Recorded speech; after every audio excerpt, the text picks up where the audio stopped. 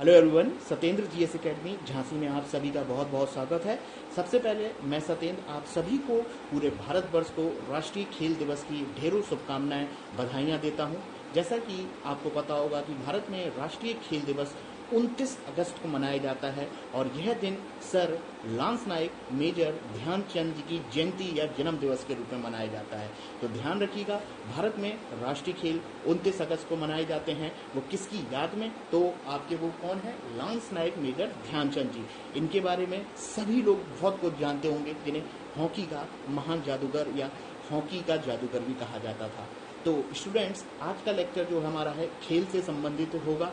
पहले पार्ट्स में हम लोग मेजर ध्यानचंद जी से संबंधित कुछ इंपॉर्टेंट बातों को कवर करने की कोशिश करेंगे। सेकेंड पार्ट्स में हम लोग राष्ट्रीय खेल पुरस्कार 2020 जो पुरस्कार वितरित किए गए हैं, जैसे राजीव गांधी खेल रत्न पुरस्कार, अर्जुन पुरस्कार एसेट्रा, इन पर हम लोग डिस्कस करेंगे जो किन व्यक्तियों को दिए गए हैं, जो एग्जाम पॉइंट ऑफ व्यू से इंपॉर्टेंट है। तो चलिए हम लोग पहले पार्ट्स को कवर करते हैं, जिसमें हम लोग सर लांस नायक मेजर ध्यानचंद जी से संबंधित कुछ महत्वपूर्ण बातों को कवर करने की कोशिश करेंगे। आशा करते हैं, उम्मीद करते हैं कि इस लेक्चर से आप लोग कुछ ना कुछ जरूर सीखेंगे। अगर कुछ इंपॉर्टेंट लगे तो उसको नोट करते चलिएगा। तो आज का हमारा पहला टॉपिक है सर मेजर ध्यानचंद जी से संबंधित कुछ महत्वपूर्ण तथ्य या अनछुए पहलू जो आपको जानना चाहिए। देखिएगा, मेजर ध्यानचंद जी का जन्म आपका 1905 में प्रयागराज में हुआ था। पहला पॉइंट ध्यान रखिएगा, प्रयागराज में इनका जन्म होता है और जन्म के कुछ वर्षों बाद ये बुंदेलखंड में आते हैं और झांसी में आकर बस जाते हैं। ठीक है। और 1922 में ये सेना में भर्ती होते हैं सिपाही के रूप में। स्टार्टिंग में मेजर नहीं थे। 1922 में जब ये सेना में भर्ती हुए तो उस समय सैनिक थे और सैनिक के रूप में भर्ती हुई और मंथली इनको 5 रुपये का वेतन 5 रुपये वेतन मिलता था। ठीक है। अब होता क्या है कि इनका कैरियर, जैसे आप जानते हैं हॉकी के तो जादूगर हैं, लेकिन धीरे इनका ग्राफ बढ़ा कैसे धीरे धीरे। होता क्या है कि 1924 में भारत में लोकल स्तर पर टूर्नामेंट होना था आर्मी में, और कहाँ पर होना था? पंजाब इन्फेंट्री। पंजाब सुने ना, सिंध झेलम वाला इलाका जो था, वहाँ की जो पंजाब बटालियन जो थी इन्फेंट्री, वहाँ पर एक लोकल टूर्नामेंट होना था। मेजर ध्यानचंद जी की टीम भी वहाँ पर खेलने जा रही थी। अब वहाँ पर क्या होता है कि मेजर ध्यानचंद जी पहुँचते हैं, अपनी टीम के लिए खेल रहे थे, तो वहाँ पर उन्होंने अपनी टीम के लिए बेहतर प्रदर्शन किया। और वहाँ पर हुआ क्या कि इनकी टीम जब पीछे चल रही थी तो इनके कमांडिंग ऑफिसर, ऐसा बताया कि कमांडिंग ऑफिसर ग्राउंड चिल्लाकर बोलते हैं, ध्यान दो, ध्यान से ध्यान दो, तो ध्यान डू समथिंग, तो ऐसा कुछ बताया गया है, वाक्य आया है। तो उस गेम में इन्होंने बेहतर प्रदर्शन किया। पंजाब इन्फेंट्री लोकल जो टूर्नामेंट हुआ था भारत में, घरेलू स्पर्धा जो हुई थी वहाँ पर, और वहाँ से मेजर ध्यानचंद जी जो है धीरे धीरे उनका कद बढ़ता हुआ नजर आएगा आपका। ये बात थी आपकी 1924 में। अब क्या होता है, ये तो घरेलू स्तर की बात थी। अब धीरे धीरे हम लोग बढ़ते हैं। इनका अंतर्राष्ट्रीय अगर टूर्नामेंट अगर आप देखेंगे तो 1926 में होता है। 1926 में ये न्यूजीलैंड गए थे, इनका अंतर्राष्ट्रीय पहला दौरा, ध्यान रखेंगे। लेकिन अभी ओलंपिक्स नहीं आए हैं, अब ध्यान रखेंगे 1926 से 1928 तक करने वाले हैं। 1928 जैसा कि आप लोगों को पता हो कि ओलंपिक होंगे यहाँ पर। ठीक है, एम्स्टर्डम में ओलंपिक होना थे। ठीक है। अब यहाँ की 1928 के ओलंपिक की खास बात क्या है, अगर आप ध्यान से अगर इतिहास भी पढ़ेंगे तो भी जानने को मिलेगा। यहाँ पर जैसा कि आप जानते हो कि 1928-1929 में नेहरू जी का, अगर आपने सुना होगा कि लाहौर में पूर्ण स्वराज का प्रस्ताव रखा था। रात को 12 बजे घंटा फहराया गया था, टोटल इंडिपेंडेंस का नारा दिया गया था। कुछ याद आया होगा आपको, लाहौर रावी नदी के तट पर। तो वो उस समय, लेकिन हम थे तो गुलाम अंग्रेजों के। तो हुआ क्या था कि इस 1928 ओलंपिक में जो एम्स्टर्डम में होने थे, वहाँ पर इंग्लैंड ने या ब्रिटेन ने अपना एप्लीकेशन भेजा था कि हम यहाँ पर पार्टिसिपेट करेंगे। लेकिन धीरे धीरे 1928 तक आते आते मेजर ध्यानचंद जी का कद बढ़ता जा रहा था हॉकी में। वो अपनी स्टिक का जादू दिखाते जा रहे थे। तो हुआ क्या कि उन्होंने अप्लाई करा, लेकिन बाद में उन्होंने अपना रजिस्ट्रेशन कैंसिल करवा दिया। उन्होंने बोला कि हम ये ओलंपिक नहीं खेलेंगे।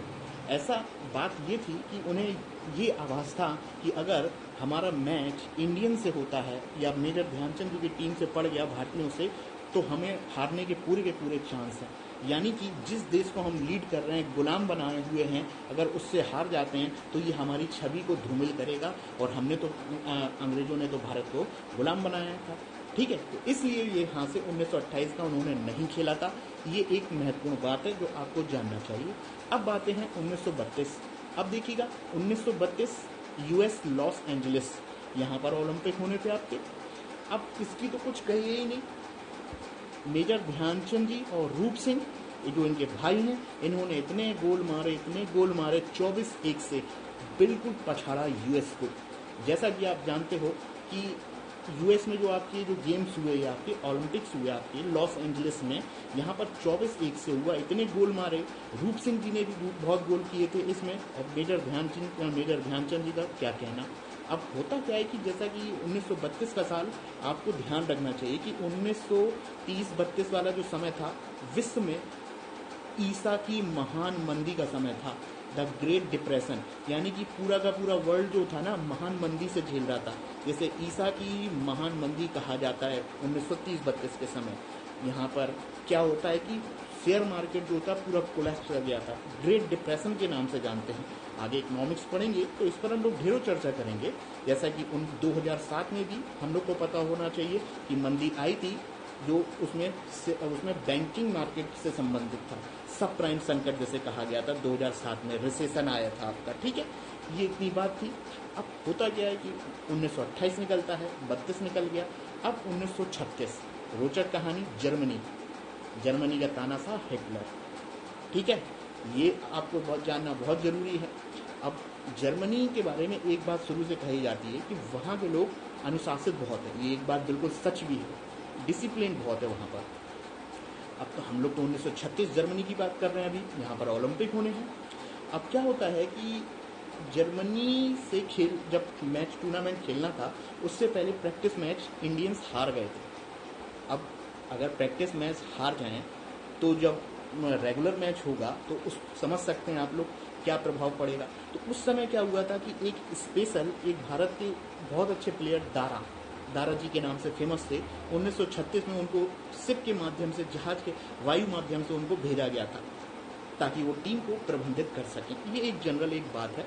अब लेकिन 1936 के गेम्स में भारत ने, मेजर ध्यानचंद जी ने अपनी जो हॉकी स्टिक का जो जादू दिखाया वो कहीं नहीं। ठीक है, जर्मनी बिल्कुल चित। बाद में जर्मनी ने अपना गेम इतना रफ कर लिया कि वो इतना बदतर खेलने लगे, हमारे इंडियंस को घायल करने की कोशिश करने लगे। फिर हम भारतीय हैं, सहिष्णु हैं।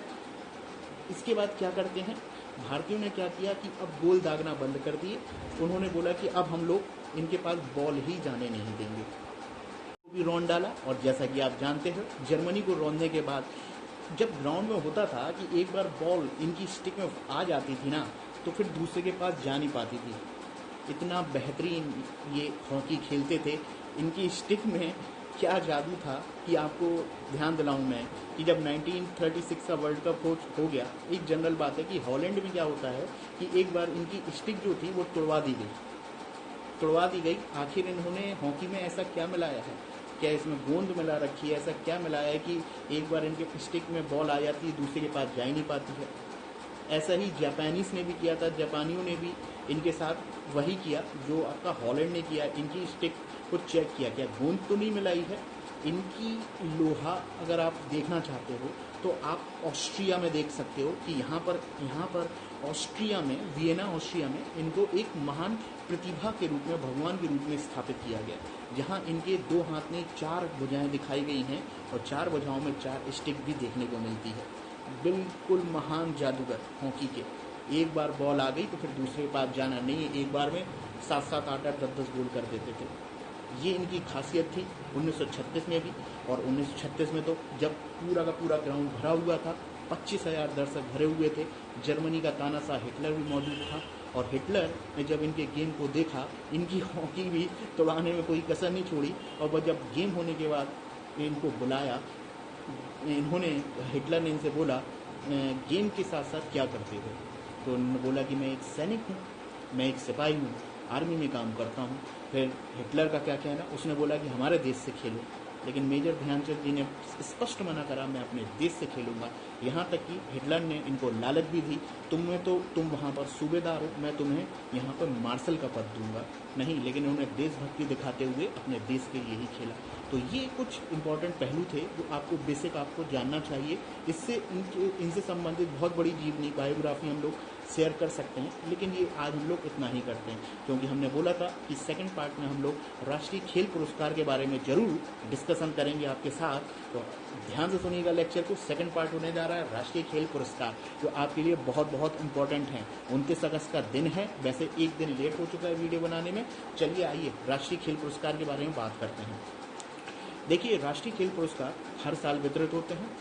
2020 चल रहा है तो 2020 के वितरित किए गए होंगे। अब राष्ट्रीय खेल पुरस्कार जो होते हैं ना, वो वर्गों में कैटेगरी में बटे हुए हैं। कैटेगरी कैसी? इसमें भी सबसे ऊपर वाले, फिर सेकंड, फिर थर्ड, कौन कौन से हैं? पहले नंबर पे है राजीव गांधी खेल रत्न पुरस्कार, दूसरे नंबर पर अर्जुन पुरस्कार, तीसरे नंबर पे आता है आपका द्रोणाचार्य पुरस्कार, ठीक है। फिर आपका आता है मेजर ध्यानचंद जी पुरस्कार, और फिर आता है आपका मौलाना अबुल कलाम आज़ाद पुरस्कार। आज के लेक्चर में हम लोग अर्जुन पुरस्कार की बात करेंगे और राजीव गांधी खेल रत्न पुरस्कार। सबसे इम्पोर्टेंट राजीव गांधी खेल का सर्वोच्च पुरस्कार राजीव गांधी खेल रत्न पुरस्कार। तो चलिए आइए, अगर आपको कुछ इंपॉर्टेंट पॉइंट नोट करना हो तो नोट जरूर करते चलिएगा। एग्जाम पॉइंट ऑफ व्यू से भी इम्पोर्टेंट है। तो टाइटल है हमारा राजीव गांधी खेल रत्न पुरस्कार। देखिएगा, राजीव गांधी खेल रत्न पुरस्कार से संबंधित कुछ महत्वपूर्ण तथ्यों को मैं यहाँ पर बताऊंगा। सबसे पहले ध्यान रखिएगा कि यह पुरस्कार 1991-92 में 91-92 में शुरू होते हैं। और सर्वप्रथम यह पुरस्कार किसको दिया गया? आप याद कीजिए, शतरंज में भारत के विश्वनाथन आनंद। सबसे पहले यह पुरस्कार विश्वनाथन आनंद को दिया गया था और राजीव गांधी खेल रत्न पुरस्कार 1991-92 में शुरू किए गए थे, ठीक है। अब हम लोग आगे बढ़ते हैं। देखिएगा, राजीव गांधी जो खेल रत्न पुरस्कार हैं, इस बार 2020 में 5 लोगों को दिया गया है।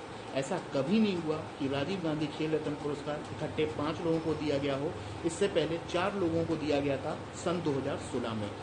वर्तमान की बात करें, 2020 में 5 व्यक्तियों को दिया गया है राजीव गांधी खेल रत्न पुरस्कार।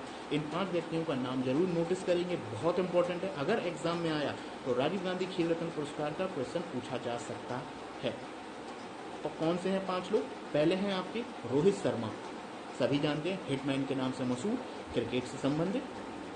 दूसरा नाम नोटिस करिएगा, आप लोग नोट करेंगे, मनिका बत्रा, टेबल टेनिस, ठीक है। थर्ड वन आपका है मरियप्पन थंगावेलु, इंपॉर्टेंट नाम है मरियप्पन थंगावेलु, ठीक है। पैरा एथलीट जंपर से संबंधित है। चौथा है आपका विनेश फोगाट, रेसलिंग, और 5वां रानी रामपाल, हॉकी। तो ये 5 लोगों को राजीव गांधी खेल रत्न पुरस्कार दिया गया है। बहुत इंपॉर्टेंट है, ध्यान रखेंगे। ये 5 नाम आपको ध्यान रखना है कि 2020 में किन लोगों को प्राप्त हुआ। अब देखिएगा, जो आपके हिटमैन हैं रोहित शर्मा हैं।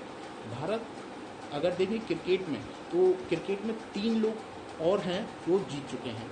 कौन कौन? पहला सचिन तेंदुलकर, दूसरा महेंद्र सिंह धोनी, और तीसरा विराट कोहली, और चौथे हैं आपके हिटमैन रोहित शर्मा। यानी कि 4 लोगों को राजीव गांधी खेल रत्न पुरस्कार प्राप्त हो गया है।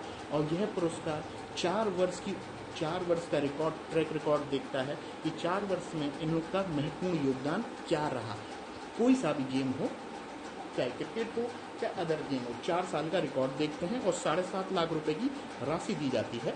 वर्तमान में राशि जो है शिफ्ट की गई है, वो हम लोग जरूर डिस्कस करेंगे।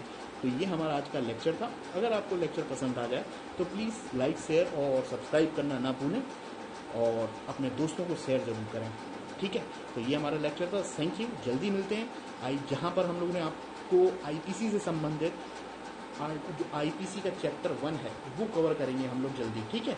आईपीसी का पहला चैप्टर जिसमें 1 to 5 जो आर्टिकल कवर किए गए वो हम लोग कवर करेंगे, और इसके साथ साथ संविधान एवं राष्ट्र व्यवस्था पर 1 घंटे का विस्तृत लेक्चर लाएंगे, ठीक। तो चैनल को शेयर करिए ताकि मैं भी मोटिवेट हूँ। तब तक के लिए धन्यवाद। जल्दी मिलते हैं। Thank you.